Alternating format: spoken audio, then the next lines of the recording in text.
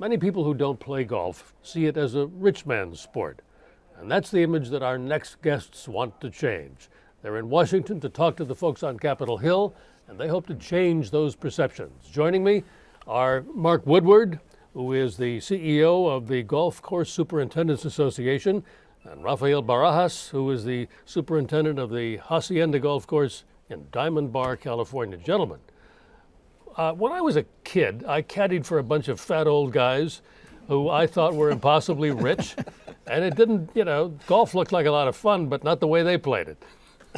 Well, it's interesting, that perception of it being an elitist sport or whatever. It's really not true, because we have about 16,000 golf courses in the United States, which are really true small businesses that are run, and we employ about 2 million people in the business. And what's interesting, of those 16,000, 10,000 are public access golf courses. So only 10,000 of 16 are public? Public access golf courses. Never would have thought it. About 70% of the rounds played on a PGA type facility are public access rounds, and the average cost of those rounds is for 18 holes is $28 nationally in 2007, and for less than 18 holes is close to $14. So not a rich man's sport by any means. Well, you guys are here to talk to Congress, right? Because Yes, golf was excluded from the Recovery Act and from the disaster assistance under the Emergency Economic Stabilization Act. You want to turn that around?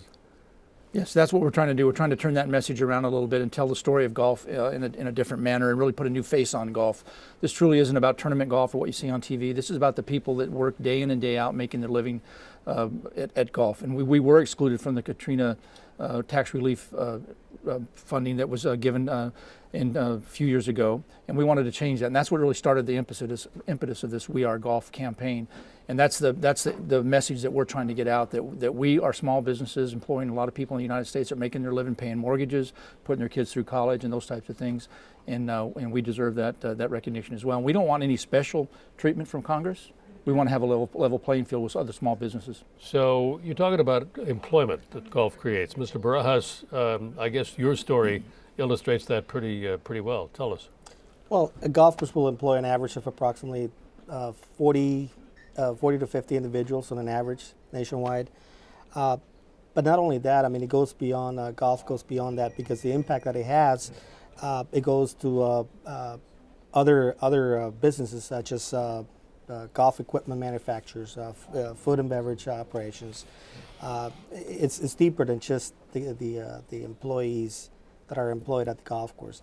In my case, what golf has done for me is it's given me a career, and it also allowed me the opportunity to send my 4 kids to college that otherwise I would have never been able to do.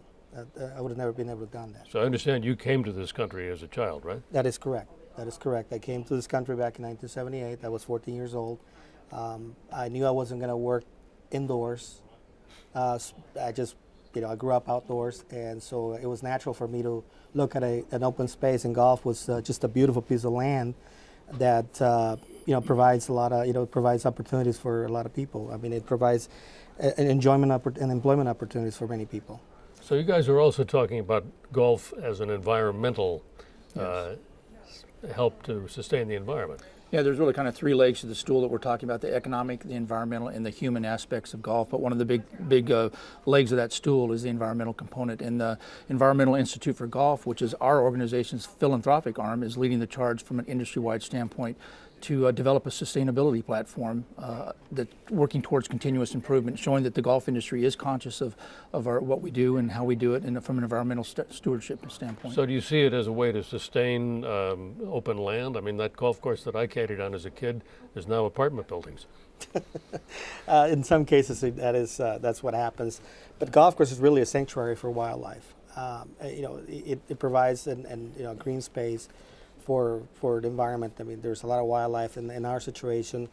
You got a lot of wild animals that roam around the golf course. There is really a sanctuary for wildlife and the environment. We really are stewards of the environment. So okay, as we widen this up, let me just put it to you both. Okay. A lot of people might look at this and say, okay, just another industry here to get a piece of the action in Washington. Well, all we want is a level playing field, because we have been excluded from some of the issues related to policy making and legislation. And do you think that's because of your image as an elitist sport?